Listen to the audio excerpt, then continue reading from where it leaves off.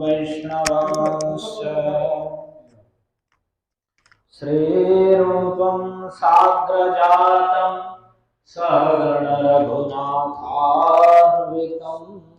तं सजीवं साद्वैतं सावधूतं परिजनसहितं कृष्ण चैतन्यदेवं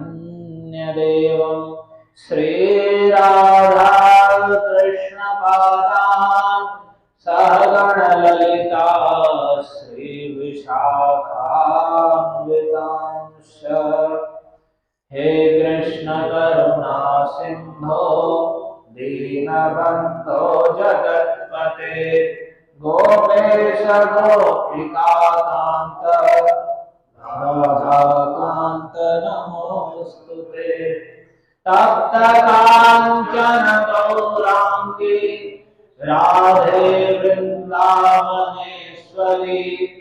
वृषभानुसुते देवी प्रणमामि हरिप्रिये नमो महावदान्याय कृष्ण प्रेम प्रदायते कृष्णाय कृष्ण चैतन्य नाम्ने गौरत्विषे नमः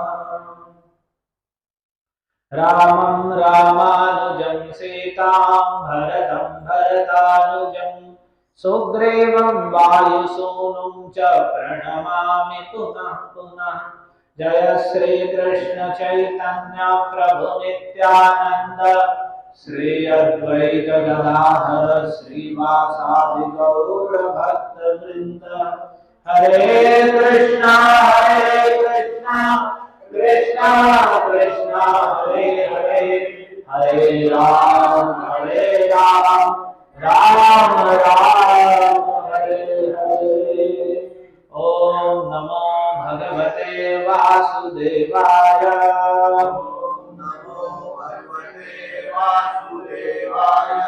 ओम नमो भगवते वासुदेवाय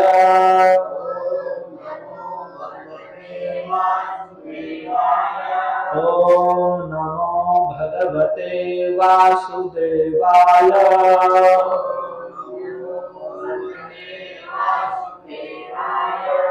नमो ब्रह्मण्य देवाय रामाय कुण्ठमेधसे उत्तम श्लोक धुर्याय न्यस्तदण्डार्पिताङ्घ्रये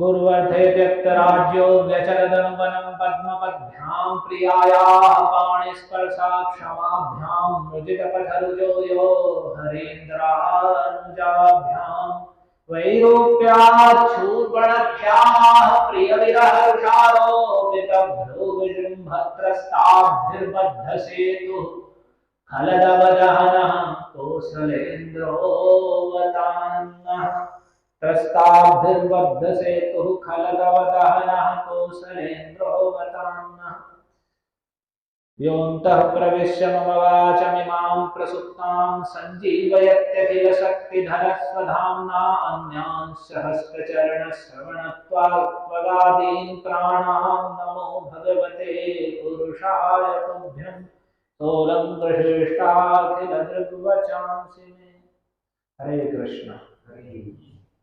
आप सभी का स्वागत है श्रीमद् रामायण कथा महोत्सव में।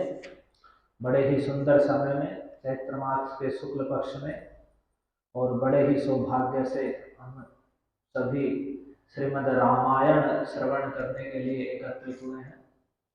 तो ये भगवान की बड़ी कृपा है और बड़ा सौभाग्य है, क्योंकि जन्म महात्मा में बताया गया है कि जन्म जन्मांतर के पुण्य के फल स्वरूप श्रीमद् रामायण सुनने का अवसर मिलता है। और श्रीमद् रामायण श्रवण करने से आपने पहले दिन सुना सभी प्रकार के पाप क्लेश और यहाँ तक कि दुष्ट ग्रह सब नष्ट हो जाते हैं और सुनने वाला सभी प्रकार के पापों से मुक्त होकर के अंत में भगवान के परम धाम को प्राप्त करता है। तो कल हमने कथा में सुना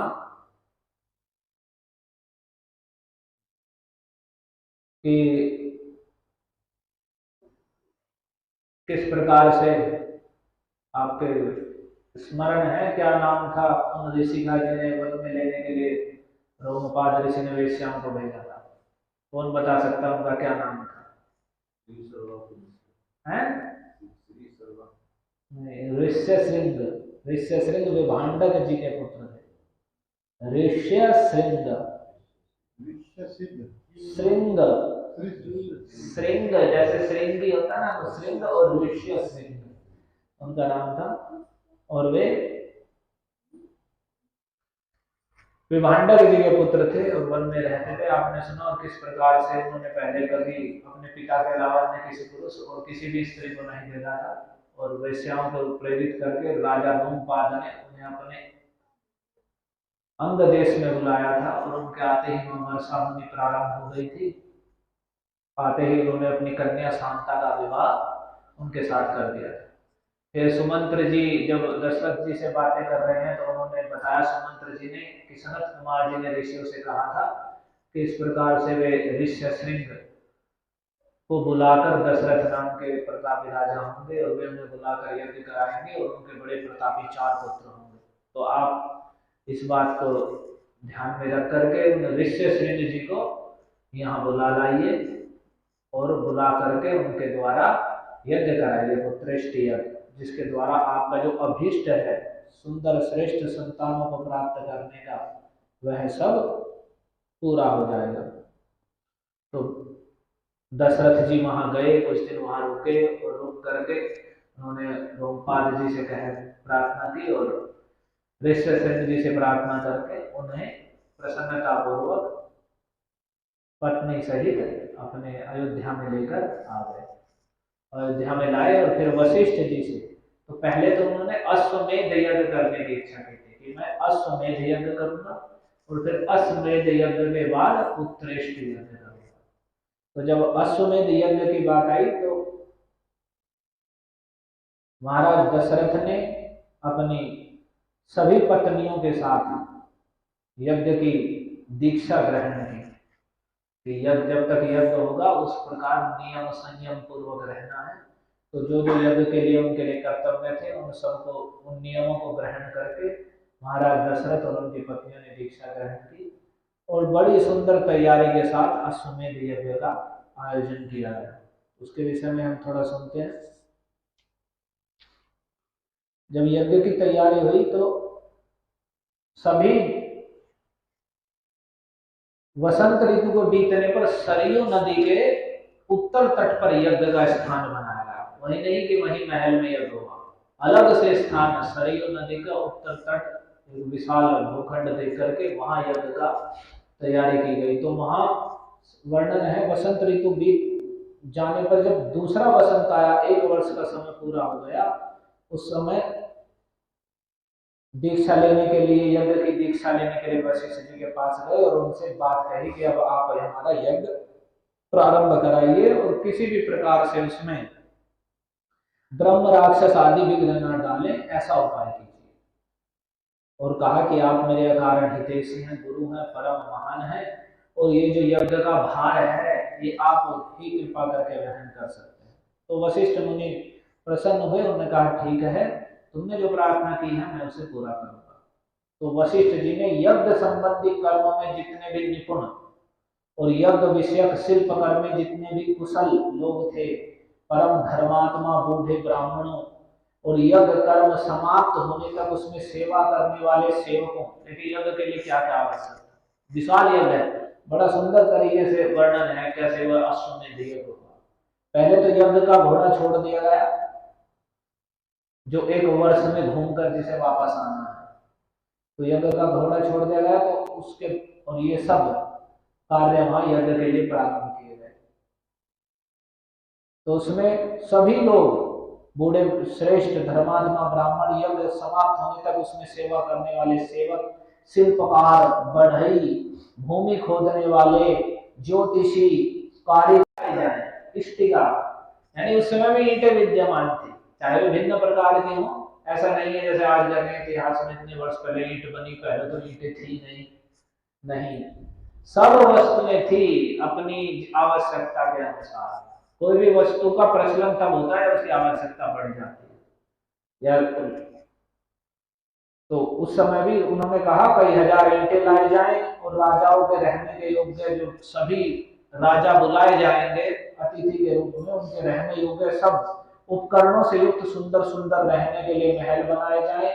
ब्राह्मणों के लिए भी सैकड़ों सुंदर घर बनाए जाएं, और जो भी घर महल सब बनेंगे उनमें उत्तम प्रकार से खाने पीने, उठने बैठने की सब प्रकार की व्यवस्थाएं होनी चाहिए, और आंधी तूफान कुछ भी चले उसका भी निवारण आदि हो, ये सब प्रकार की व्यवस्थाएं उसमें होनी चाहिए। और जो पूर्ववासी लोग आएंगे उस यज्ञ को देखने के लिए या उसमें, उन सब के लिए भी विस्तृत मकान बनाए जाने चाहिए कि वे भी जहां आके रुक सके। और जो बड़े बड़े राजा लोग आएंगे उनके लिए अलग अलग महल बनाए जाएंगे उस स्थान पर, यज्ञ के स्थान पर। और घोड़े हाथियों के लिए भी घुड़साल और हाथीशाला ये सब बनाई जाए। और जो साधारण लोग आएंगे उनके सोने के लिए भी घरों की व्यवस्था होनी चाहिए। और विदेशी सैनिक जो राजाओं के साथ आएंगे उनके लिए भी छावनी का निर्माण किया जाए।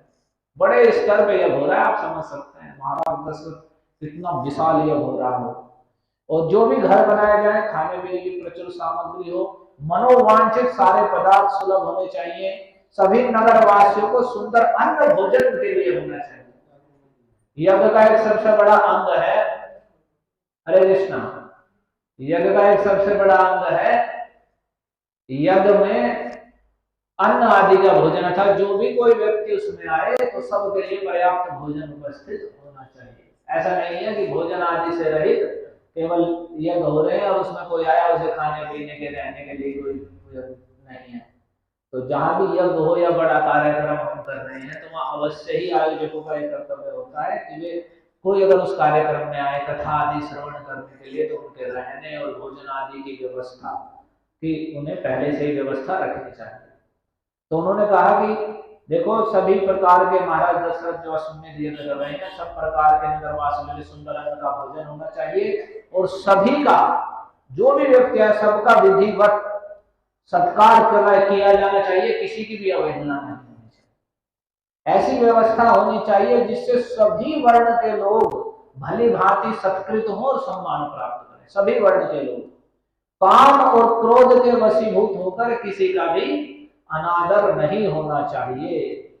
देखिए कितने आदेश दिए गए यज्ञ में, जो भी कोई व्यक्ति आए सबका सम्मान होना चाहिए। काम क्रोध में कुछ कहना, ऊंचा नीचा कहने सुनने पर जो आग बबूला हो जाते हैं भगत लोग भी, वह नहीं होना चाहिए।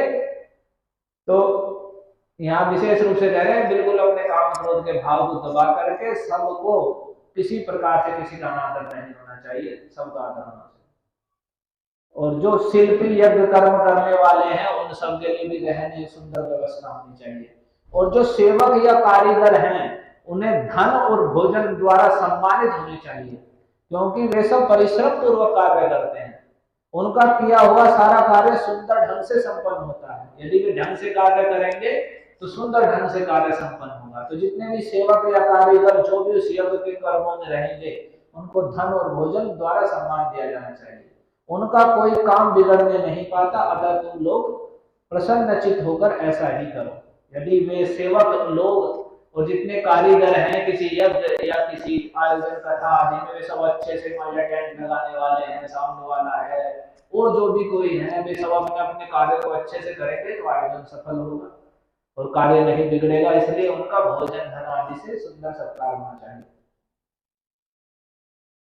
तो उन्होंने कहा ठीक है, सभी लोग कहने के वशिष्ठ जी आदेश कर रहे हैं सब लोगों को। उनको कहने के बाद उन्होंने कहा बिल्कुल आपकी जैसी आज्ञा वैसा ही होगा, कोई त्रुटि नहीं होने जाएगी। फिर वशिष्ठ जी ने सुमंत्र जी जो महाराज दशरथ के मंत्री हैं उन्हें बुलाया और उनसे कहा कि देखो इस पृथ्वी पर जो जो धार्मिक राजा है, पूरी पूरी पृथ्वी पर जो जो धार्मिक राजा हैं, ब्राह्मण हैं, क्षत्रिय हैं, वैश्य हैं और सहस्रों हजारों शूद्र हैं, उन सबको इस यज्ञ में आने के लिए निमंत्रित करो। सभी को, जो जो भी हैं, सब देशों के लोग, जो भी अच्छे लोग हैं उन्हें सत्कार पूर्वक, सब देशों में जो धार्मिक श्रद्धा रखने वाले शुद्ध हृदय वाले लोग हैं, ब्राह्मण क्षत्रिय वैश्य शूद्र जो भी, उन सबको यहाँ ले आओ। और फिर नाम ले लेकर कह रहे हैं जो मिथिला के सूरवीर महाभाग राजा जनक हैं उन्हें भी लेकर आओ, उनसे पुराना संबंध है। काशी के जो नरेश हैं वे भी स्नेही मित्र और सदा प्रिय वचन बोलने वाले हैं, देवताओं के समान तेजस्वी हैं, उन्हें भी लेकर आओ। ये सुमंत्र जी से कह रहे हैं। और केकय देश के बूढ़े धर्मात्मा राजा महाराज दशरथ के ससुर भी हैं, उन्हें भी पुत्रों सहित यहाँ लाओ। और अंग देश के राजा रोमपाद महाराज के मित्र हैं, उन्हें भी लाओ।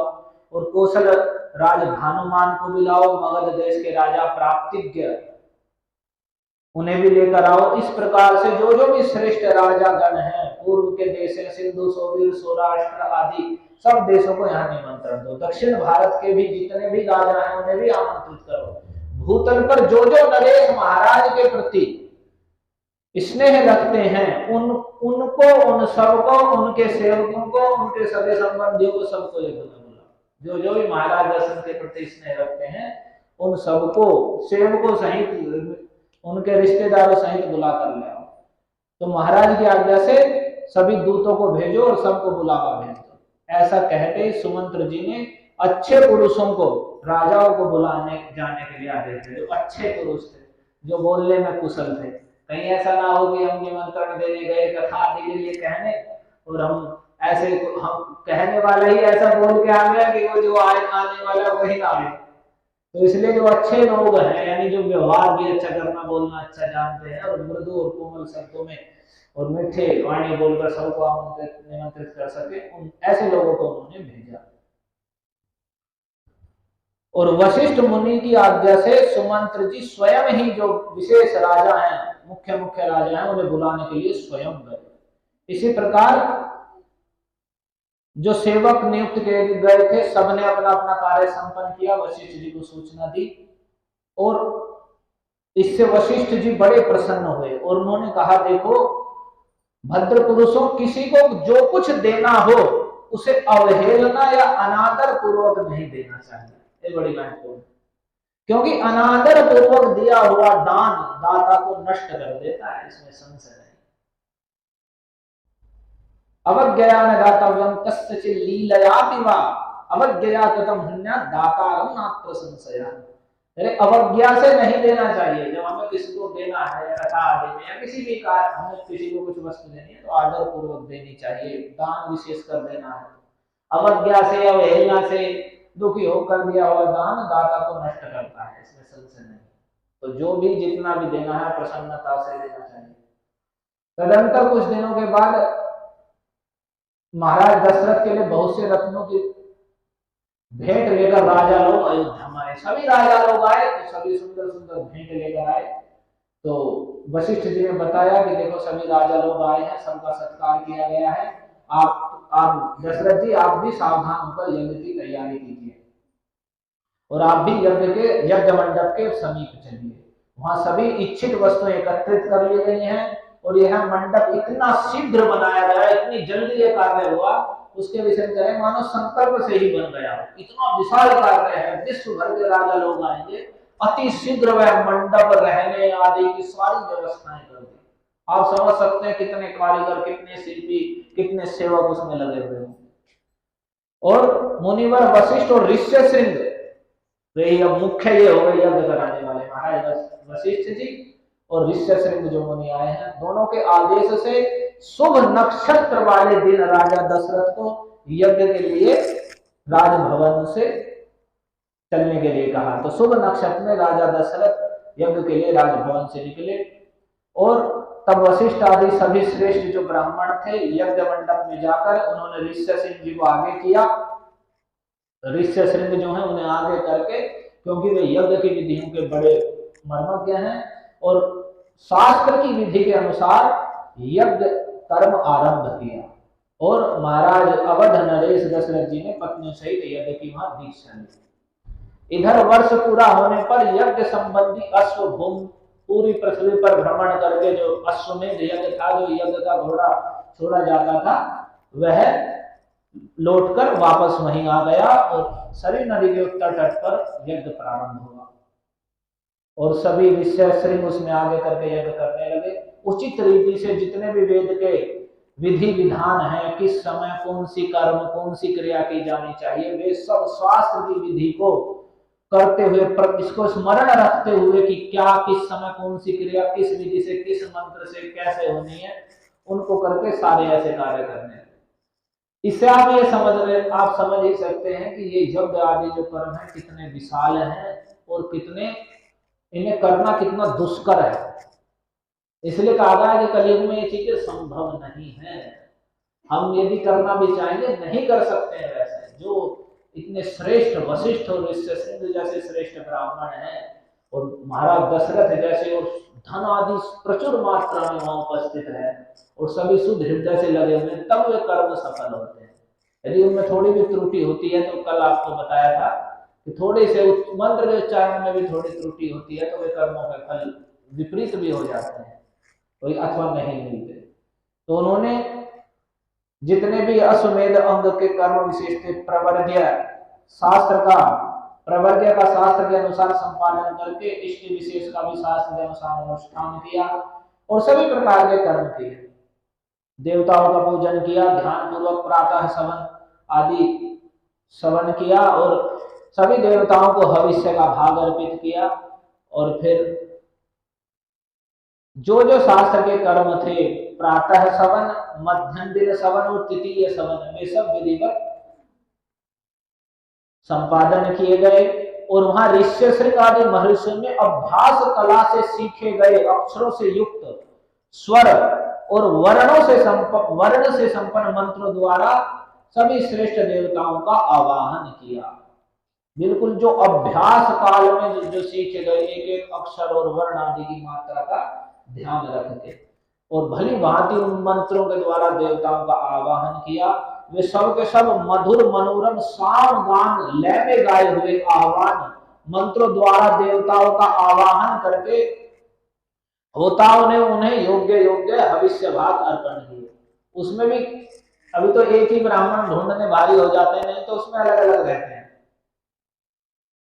जो ऋत्विग हैं, होता है और उसके 4 भाग हैं यज्ञ के, तो उद्गाता होता है ऋत्विक अध्वर्यु, तो एक एक वेद के सामवेद, यजुर्वेद, अथर्ववेद और ऋग्वेद के उच्चारण करने वाले। तो एक आवाहन करने वाले हैं, फिर देवताओं के आने पर जो उन्हें आहुति प्रदान करेंगे, होता अलग लोग हैं। तो इस प्रकार में इस यज्ञ में कोई भी अयोग्य या विपरीत आहुति नहीं पड़ी। ऐसा नहीं हुआ कि मंत्र किसका बोला और आहुति किसकी भावना से कर। इतना महत्वपूर्ण है कि मंत्र उच्चारण करना है शुद्ध रूप से और उसके साथ वैसा भाव उदित करना है और उसी भाव से उसके उद्देश्य से आहुति अर्पित करनी है। ऐसा नहीं है कि मंत्र बोलने वाले का भी ध्यान कहीं और उल्टा सीधा बोल रहा है, आहुति देने वाले का भी ध्यान कहीं और है, स्वाहा का बोल रहा है, स्वाहा का हो रहा है, ऐसा नहीं। बड़े विधि विधान से करें, एक भी विपरीत और अयोग्य नहीं, कहीं भी कोई भूल नहीं हुई, अनजान में भी कोई कर्म नहीं छूटने पाया। वहां सारा कर्म मंत्रोच्चारण पूर्वक होता दिखाई देता था।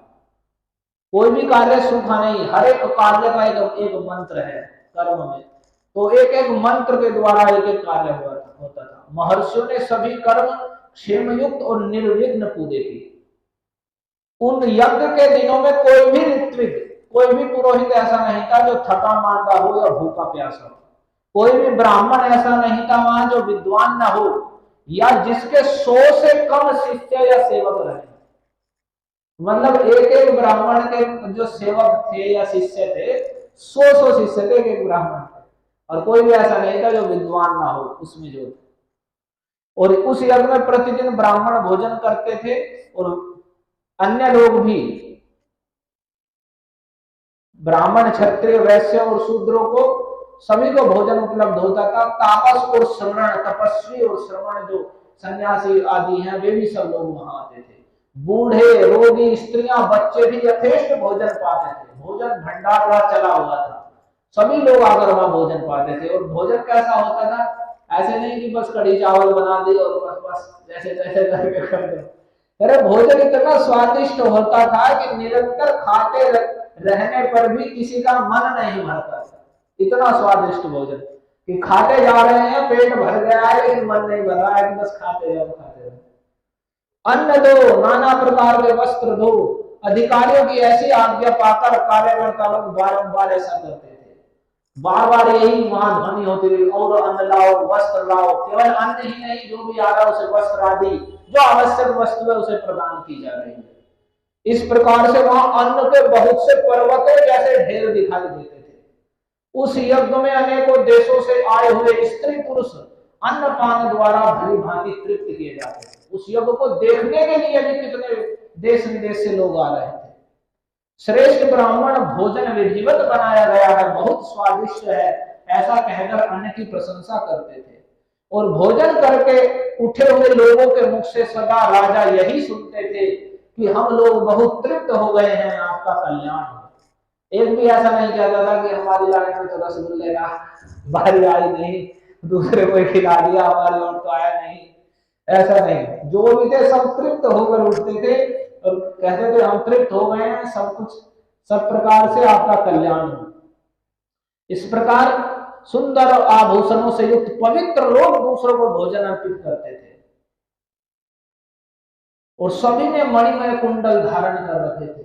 बड़ा सुंदर वर्णन है जो यज्ञ का किया। और कह रहे उस यज्ञ में ऐसा कोई सदस्य नहीं था जो व्याकरण आदि 6 अंगों का ज्ञाता न हो, और जिसने ब्रह्मचर्य व्रत का पालन न किया हो, और जिसने बहुत श्रुति को नहीं पढ़ा हो। ऐसा कोई ब्राह्मण नहीं था जो वाद विवाद में कुशल न हो। यानी ब्राह्मण वाद विवाद किसी शास्त्र की बात को लेकर के किसी बात को शास्त्र के द्वारा काटना और दूसरी बात को शास्त्र के द्वारा सिद्ध करना, इसमें कुशल। वो 6 अंग है वेद शास्त्र के, जिसमें व्याकरण मुख्य, व्याकरण मुखम स्मृतम। तो उन 6 अंगों में व्याकरण है, कल्प है, ज्योतिष है, और भी 3 अंग है, अभी मेरे स्मरण में आ रहे। तो उनमें से व्याकरण मुख्य माना गया है। तो कोई भी व्यक्ति ऐसा नहीं था उस यज्ञ का सदस्य जो 6 अंगों सहित नहीं, जो व्याकरण आदि 6 अंगों को न जानता हो, और जिसने ब्रह्मचर्य व्रत का पालन न किया, और जिसने बहुत प्रकार से वेद शास्त्र नहीं पढ़ा। और सभी प्रकार के वहां बेल की लकड़ी के 6 यूप गाड़े गए, और सभी प्रकार से अनेक प्रकार के जो जो उसमें विधियां थी वे यज्ञ की सब करी गई। और सभी यूप जो बनाए गए उनमें यज्ञ की शोभा बढ़ाने के लिए सब में सोना जड़ दिया गया।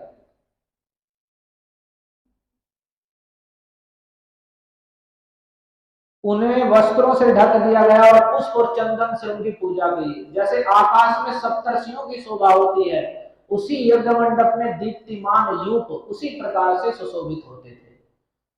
बहुत सुंदर तरीके से वर्णन है। और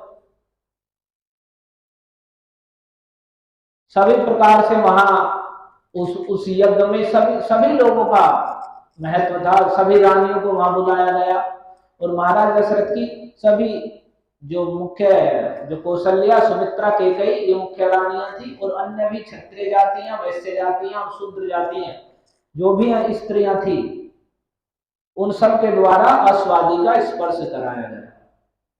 अनेक प्रकार के जो भी यज्ञ की विधि थी वे सब पूरी की गई। अग्निष्टोम, उक्थ्य, अतिरात्र आदि सभी यज्ञ पूरे गए। ज्योतिष्टोम, आयुष्टोम, अभिजित, विश्वजित और आप्तर्याम, सबके सब महाक्रतु जो थे उस अश्वमेध यज्ञ के उत्तर काल में संपादित हुए। यानी जितने छोटे बड़े यज्ञ अलग अलग नाम हैं वे सब उसमें हुए। तो और जब दान की बारी आई, अपने कुल की वृद्धि करने वाले महाराज दशरथ ने यज्ञ पूर्ण होने पर जो होता थे उन्हें दक्षिणा के रूप में अयोध्या का पूर्व दिशा का सारा राज्य दान दे दिया। अब देखिए यज्ञ में दान कैसे दिया जाता था। और जो अध्वर्यु थे उन्हें पश्चिम दिशा का, और जो ब्रह्मा थे उन्हें दक्षिण दिशा का, और जो उद्गाता थे उन्हें उत्तर दिशा की सारी भूमि प्रदान कर दी। पूर्व काल में ब्रह्मा जी ने जिसका अनुष्ठान किया था उस अश्वमेध नामक महायज्ञ में ऐसी ही दक्षिणा का विधान है। ऐसी दक्षिणा दी जाती है उसे, 150 रुपए वाली नहीं। इसमें बड़ी, यानी अयोध्या का एक एक जो चारों हैं, ब्रह्मा, उद्गाता, अद्वैती होता, उन सबको एक एक दिशा का राज्य दे दिया। तो इस प्रकार विधि पूर्वक यज्ञ समाप्त करके अपने कुल की वृद्धि करने वाले पुरुष शिरोमणि राजा दशरथ ने ऋत्विजों को सारी पृथ्वी दान कर दी।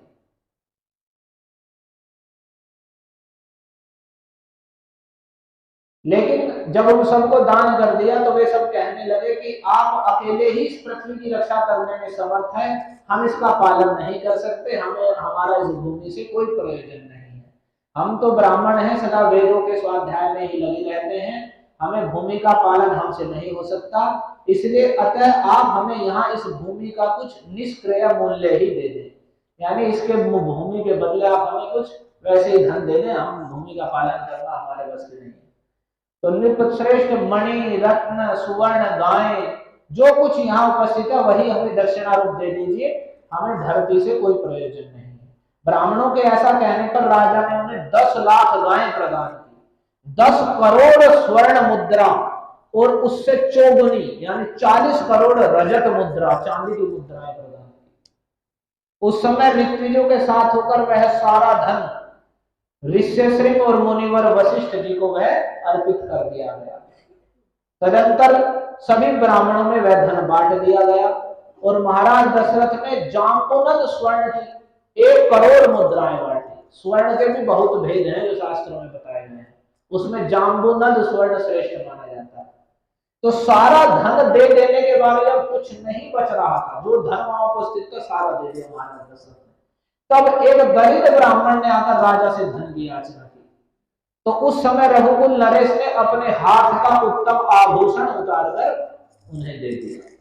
तत्पश्चात सभी ब्राह्मण संतुष्ट हो गए। महाराज नरेश ने उन सबको प्रणाम किया। प्रणाम करते समय उनकी सारी इंद्रियां हर्षित हो रही थी।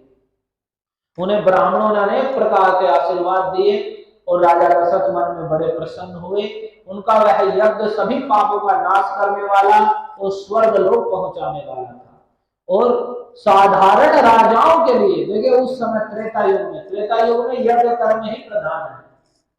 कृतयज्ञाय तो विष्णु त्रेतायाम यजतो मतई। त्रेता सतयुग में भगवान विष्णु का ध्यान और त्रेता युग में यज्ञ की प्रधानता है। तो साधारण राजाओं के लिए उस यज्ञ को करना आदि से अंत तक पूर्ण कर लेना बहुत कठिन था। आप कितने वर्णन है ऐसा कि अश्वमेध यज्ञ बीच में ही रुक गया, कोई घोड़ा चुरा के ले गया, कोई क्या हो गया। तो यज्ञ समाप्त होने पर राजा दशरथ ने ऋष्यशृंग जी से कहा कि देखिए अब अश्वमेध यज्ञ तो हो गया है, अब जो हमारे कुल परंपरा को बढ़ाने वाला यज्ञ है आप उसका संपादन अब आपको करना चाहिए। तो जब उन्होंने ऐसा कहा तो द्विज श्रेष्ठ ऋष्यशृंग ने कहा तथास्तु, ऐसा ही होगा। भविष्यन्ति सुता राजन चत्वारस्ते कुलोद्वाह। उन्होंने पहले ही कह दिया ऋष्यशृंग ने, हे राजन आपके 4 पुत्र होंगे जो आपके इस कुल के भार को वहन करने में समर्थ हैं। यज्ञ करने से पहले उनका यह मधुर वचन सुनकर मन और इंद्रियों को संयम में रखने वाले महामना महाराज दशरथ ने उन्हें प्रणाम किया, बड़े हर्षित हुए और उन्होंने ऋष्यशृंग जी को पुनः पुत्र प्राप्ति वाले कर्म का अनुष्ठान करने के लिए प्रेरित किया। तो इधर जब उन्होंने यज्ञ प्रारंभ कर दिया, पुत्रेष्ठ यज्ञ की अब आरंभ किया गया। महात्मा ऋष्यशृंग बड़े मेधावी थे, वेदों के ज्ञाता थे, तो उन्होंने थोड़ी देर तक बैठकर विचार किया, अपने एक एक कर्म का, उस यज्ञ में होने वाले कर्म का ध्यान किया और फिर वो इस प्रकार बोले, हे महाराज मैं आपको पुत्र की कामना से पुत्र की प्राप्ति कराने वाला अथर्व वेद के मंत्रों से युक्त पुत्रेष्टि नामक यज्ञ कराऊंगा और वेदों के द्वारा कही गई विधि के अनुसार अनुष्ठान करने पर वह यज्ञ अवश्य ही फल देगा जो मैं यज्ञ कराऊंगा। यह कहकर उन तेजस्वी ऋषि ने पुत्र प्राप्ति के उद्देश्य से पुत्रेष्टि यज्ञ प्रारंभ किया और स्रोत विधि के अनुसार, श्रुति शास्त्र की विधि के अनुसार उसमें आहुति डाली गई और उस यज्ञ में सभी देवतागण, सिद्ध, गंधर्व, महर्षिगण विधि के अनुसार अपना अपना भाग ग्रहण करने के लिए उस यज्ञ में एकत्रित हुए। यानी अदृश्य रूप से सभी जो देवता, सिद्ध, गंधर्व, महर्षिगण थे उस यज्ञ में आ गए। वे तो सब यज्ञ कर रहे हैं और वास्तव में या शुद्ध ब्राह्मणों के द्वारा कोई मंत्र आवाहन किया जाता है, आहुति दी जाती है, तो देवता वहां आकर, अगर श्रेष्ठ ब्राह्मण है और राजा का बड़ा प्रभाव है, तो प्रकट होकर, जैसे महाराज परीक्षित के द्वारा यज्ञ आदि का वर्णन है, महाराज युधिष्ठिर के द्वारा, तो उसमें लिखा गया देवा यत्राक्ष गोचरम, देवता लोग आंखों के सामने आकर अपना भाग ग्रहण करते थे, सीधे ग्रहण करते। तो उस समय सब लोग अपना भाग ग्रहण करने के लिए सभी वहां पर अदृश्य रूप से वहां आ गए, और सभी उस सभा में, यज्ञ सभा में एकत्रित थे, और सारे देवता वहां, ब्रह्मा जी भी आ गए उसमें, वहीं उपस्थित थे। उन सबको नहीं दिख रहे हैं, लेकिन सभी उपस्थित हैं, वे एक दूसरे को देख रहे हैं। उसी समय देवताओं ने ब्रह्मा जी से प्रार्थना की। क्या प्रार्थना की? कि हे भगवान, राक्षस रावण नामक एक राक्षस आपके कृपा प्रसाद से, आपसे वरदान पा करके बड़ा बलवान हो गया है और हम सबको बड़ा कष्ट दे रहा है। हमें इतनी शक्ति नहीं है कि हम अपने पराक्रम से उसको दबा सकें या परास्त कर सकें। आपने तो प्रसन्न होकर उसे वर दे दिया है, तब से हम लोग उस वर का सदा समादर करते हुए उसके सारे अपराधों को सहते चले आ रहे हैं। अब वरदान प्राप्त करके आपसे उसका बल बढ़ गया है, और बल बढ़ते हुए खूब उत्पाद कर रहा है, अपराध कर रहा है, लेकिन आपके वर से बलवान है, तो हम बस उसे सह रहे हैं, और हम में इतना सामर्थ्य नहीं है कि उसे परास्त कर दें। उसने तीनों लोकों के प्राणियों की नाक में दम कर रखा है, उद्वेजयति लोकांसिनो चितां दृष्टि दुर्मति, और वह दुष्ट आत्मा जिनको कुछ ऊंची स्थिति में देखता है, अपने से श्रेष्ठ देख लेता, उससे ही द्वेष करने लगता है, और देवराज इंद्र को परास्त करने की अभिलाषा रखता है। वह वरदान से इतना मोहित हो गया है, इतना उद्दंड हो गया है कि ऋषियों, यक्षों, गंधर्वों, असुरों, दूसरे असुरों को भी और ब्राह्मणों को पीड़ा देता है और उनका अपमान करता है।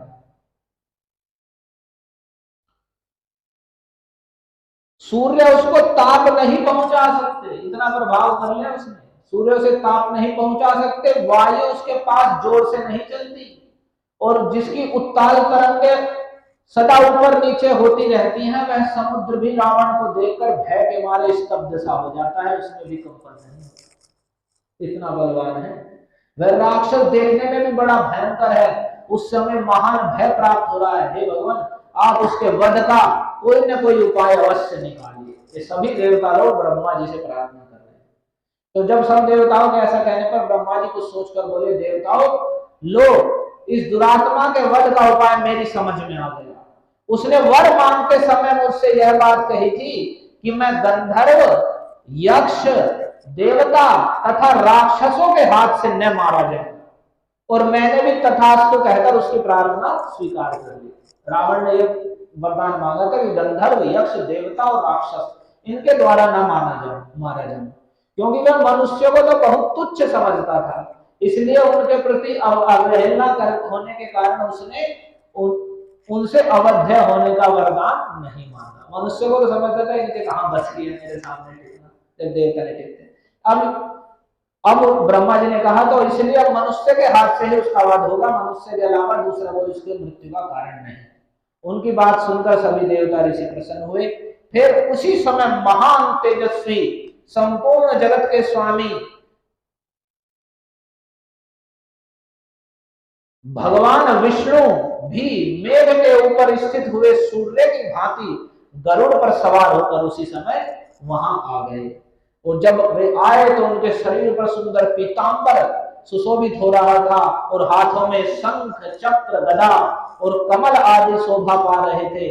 उनकी दोनों भुजाओं में तपाए हुए सोने के केयूर, बाजूबंद आदि प्रकाशित हो रहे थे। उस समय सभी देवताओं ने उनकी वंदना की, और वे ब्रह्मा जी से मिलकर सावधानी के साथ सभा में विराजमान हो गए। सभी देवताओं ने भगवान की स्तुति करते हुए कहा, हे सर्वव्यापी परमेश्वर, तीनों लोगों की हित की कामना के लिए आपके ऊपर एक हम महान भार दे रहे हैं। क्या भार दे रहे हैं? हे प्रभु, अयोध्या के राजा दशरथ धर्मज्ञ हैं, उदार हैं और महर्षियों के समान तेजस्वी हैं। इनकी 3 रानियां जो ह्री, श्री और कीर्ति, इन 3 देवियों के समान है। ह्री का मतलब होता है लज्जा, श्री का मतलब शोभा और कीर्ति का मतलब यश। तो हे विष्णुदेव, आप अपने 4 स्वरूप बनाकर राजा की इन तीनों रानियों के गर्भ से पुत्र के रूप में अवतार ग्रहण कीजिए। इस प्रकार मनुष्य के रूप में प्रकट होकर आप संसार के प्रबल कंटक रूप रावण को, जो देवताओं के लिए अवध्य है, उसे समर भूमि में, रणभूमि में मार डालिए। सभी देवताओं ने भगवान से प्रार्थना की। वह मूर्ख राक्षस रावण बड़े हुए पराक्रम से सभी गंधर्व देवता महर्षि को कष्ट दे रहा है। उसने सभी अप्सराओं गंधर्वों को भी पृथ्वी पर गिरा दिया है। हमारे उसके वध के लिए ही हम आपकी शरण में आए हैं। आप शत्रुओं को संताप देने वाले हैं और देवद्रोहियों का आप अवश्य ही वध करेंगे, इसलिए आप मनुष्य लोक में अवतार लेने का निश्चय कीजिए। जब उन सब ने ऐसी सर्वलोक वंदित देव प्रवर देवादिदेव भगवान विष्णु से प्रार्थना की, तो उन्होंने वहां एकत्रित हुए ब्रह्मा आदि सभी देवताओं से कहा, देवगण तुम्हारा कल्याण हो, तुम भय को त्याग दो। मैं तुम्हारा हित करने के लिए रावण को पुत्र पौत्र अमात्य मंत्री और बंधु बांधवों सहित युद्ध में मार डालूंगा। देवताओं और ऋषियों को भय देने वाले उस क्रूर और दुर्धर्ष राक्षस का वध करके, उसका नाश करके मैं 11,000 वर्षों तक इस पृथ्वी का पालन करता हुआ मनुष्य लोक में निवास करूंगा। ये भगवान ने उन्हें वरदान दे दिया। भयम तेज भद्रम वो हितार्थम युधि रावणम सपुत्र पौत्रम सामात्यम समंत्रि ज्ञाति बांधवम हत्वा पूर्वम दुराधर्षम देवर्षीणाम भयावहम 10 वर्ष सहस्राणि 10 वर्ष शतानि से भक्ष्यामि मानुष लोके पालयन् पृथ्वी इमां। इस पृथ्वी का पालन करते हुए मैं 11,000 वर्ष तक रहूंगा। ऐसा वर देकर मनस्वी भगवान श्री विष्णु मनुष्य लोक में पहले उन्होंने अपनी जन्मभूमि के संबंध में विचार किया और उसके बाद कमल नयन भगवान श्री हरि ने अपने 4 स्वरूपों को प्रकट करके राजा दशरथ को पिता बनाने का निश्चय किया। तब देवताओं, ऋषि और गंधर्व, रुद्र, अप्सराओं ने उनकी दिव्य स्तुतियां की और भगवान मधुसूदन का स्तवन किया। वे कहने लगे, प्रभु रावण बड़ा उद्दंड है, उसका तेज बहुत उग्र है, घमंड भी बढ़ गया है, वह इंद्र से द्वेष रखता है, साधुओं को बड़ा कष्ट देता है। आप उसकी राक्षस की जड़ उखाड़ दीजिए। हे उपेंद्र, सारे जगत को रुलाने वाला है, इसलिए उसका नाम है रावण। लोक रावण, रावण लोगों को रुला देने वाला है। तो आपको सेना और बंधु बांधवों सहित उसे नष्ट करके अपनी स्वाभाविक निश्चिंतता के साथ अपने ही द्वारा सुरक्षित उस चिरंतन वैकुंठ धाम में आप फिर से आ जाइए, जिसे राग द्वेष आदि दोषों का कलुष कभी छू नहीं सकता। आप उस अपने धाम को फिर दोबारा प्राप्त कर लीजिए, जहां राग दोष आदि जितने भी दोष हैं और कलमश है, जिस धाम को कभी स्पर्श नहीं कर सकते। इस प्रकार से 15वां सर्ग श्रीमद रामायण के बालकांड का 15वां सर्ग पूरा हुआ। सभी देवताओं ने भगवान से प्रार्थना की और भगवान ने उनकी यहाँ की, यहाँ मैं 4 स्वरूपों से दशरथ जी के यहाँ पुत्र के रूप में जन्म लूंगा और रावण को उसके पुत्र पौत्र और संबंध से सबको मार दूंगा। हरे कृष्णा कृष्णा कृष्णा हरे हरे, हरे राम राम राम। श्री आदि काव्य श्रीमद रामायण की जय। भगवान श्री रामचंद्र की जय। श्री वाल्मीकि मुनि की जय। श्री श्री राधा मदन मोहन भगवान की जय। श्री कृष्ण चैतन्य महाप्रभु की जय। श्री प्रभुपाद की जय। हरे कृष्णा कृष्णा कृष्णा हरे हरे, हरे राम राम राम।